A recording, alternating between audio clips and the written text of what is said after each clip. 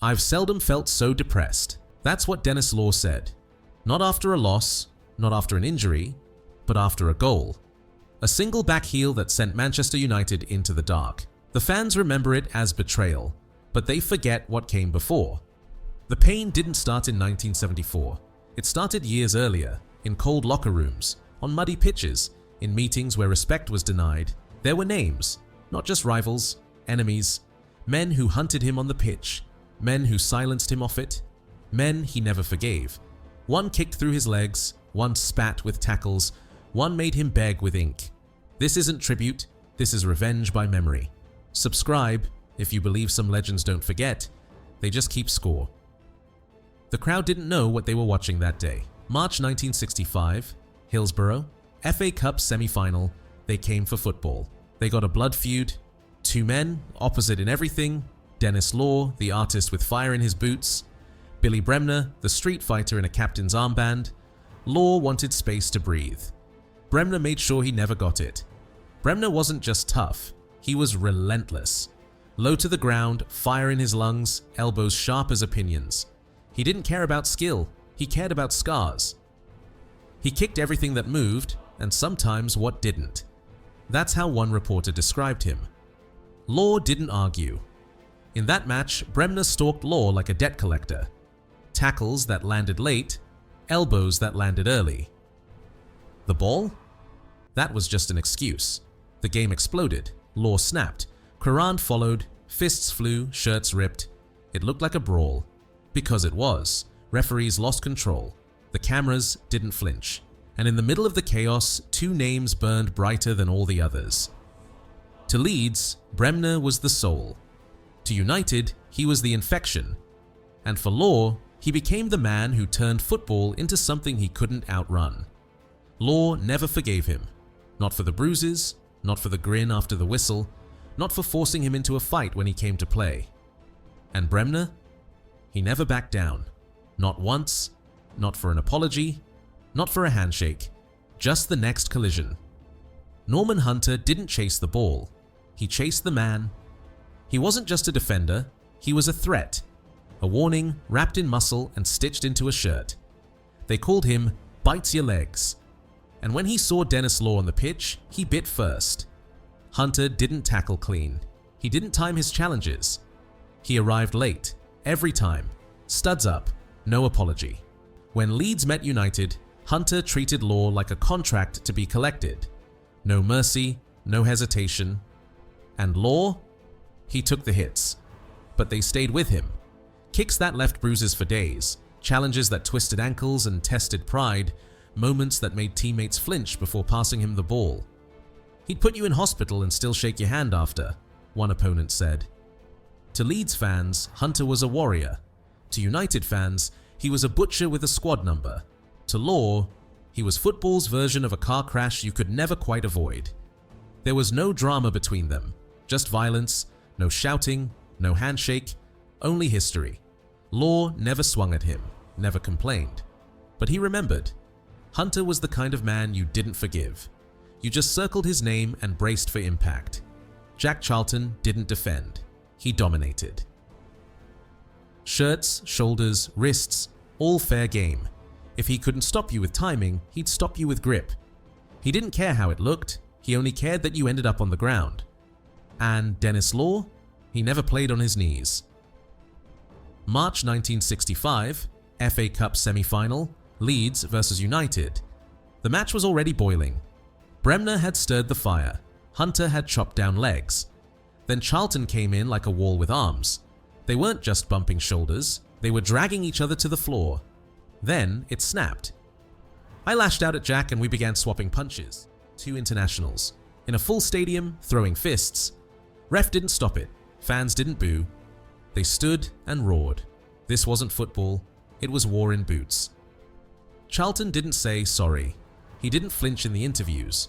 He wore the brawl like a badge of honor. Law didn't speak of it much either. But he never forgot.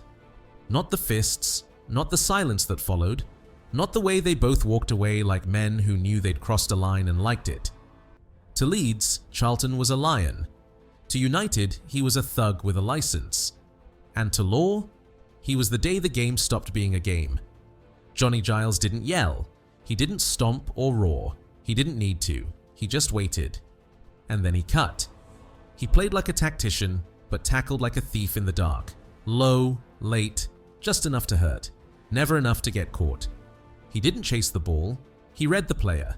And when that player was Denis Law, he didn't miss. United versus Leeds, fire in every midfield. And right in the center, Giles, calm, technical, and cruel. He wasn't wild like Hunter. He wasn't explosive like Bremner. He was something worse. Calculated. We were no angels. You had to commit GBH to get a yellow card back then. Johnny Giles. He fouled like a surgeon, minimal blood, maximum effect. Law respected his brain, but not his boots. Because behind the clean passes and well-behaved interviews was a man who knew exactly how to leave a bruise that wouldn't show. The crowd saw elegance. Law felt the pain. And that's why Giles was the quietest wound. The kind that never bled. Just lingered. Denis Law gave everything on the pitch. Goals, blood, glory. He never asked for fame, just respect. But in 1966, he asked for one thing more. A raise, £10, that's all. And Matt Busby didn't just say no. He made it a spectacle. Law's name was put on the transfer list. Not as punishment, as a warning. Then came the humiliation.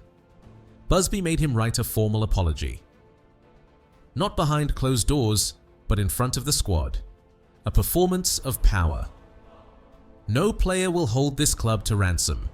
Matt Busby, Denis Law signed it. But he didn't mean a word, and he never forgot. That letter wasn't about money. It was about submission. It was about putting a lion on a leash and making him nod. From that day, something broke.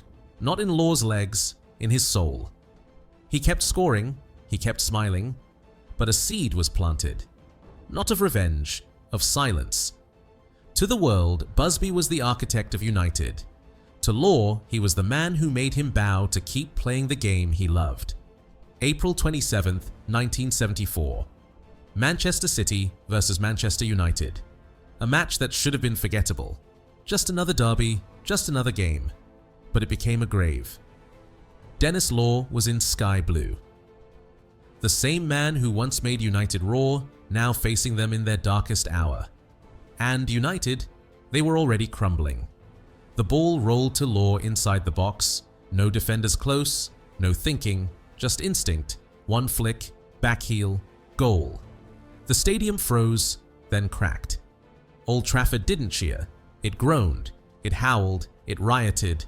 Fans invaded the pitch, the match was abandoned, the moment was burned into history.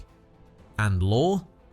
He didn't smile, didn't raise a hand, he just walked off, head down, like he'd committed a crime.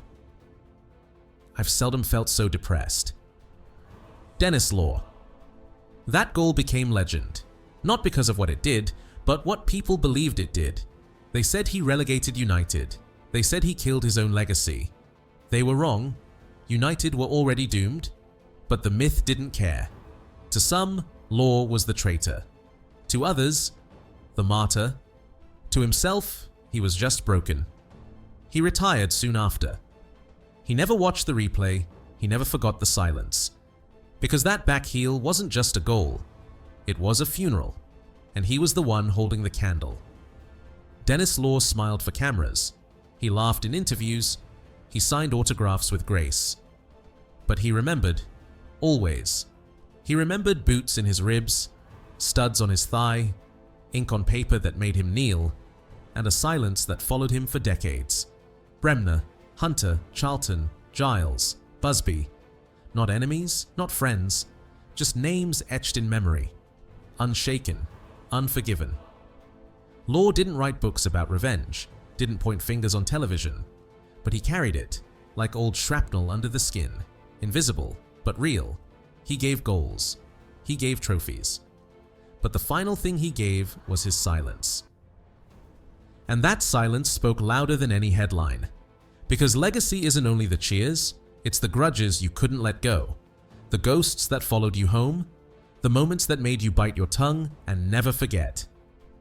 Subscribe if you still believe that some legends don't heal, they remember, because memory never forgives, and history keeps the score.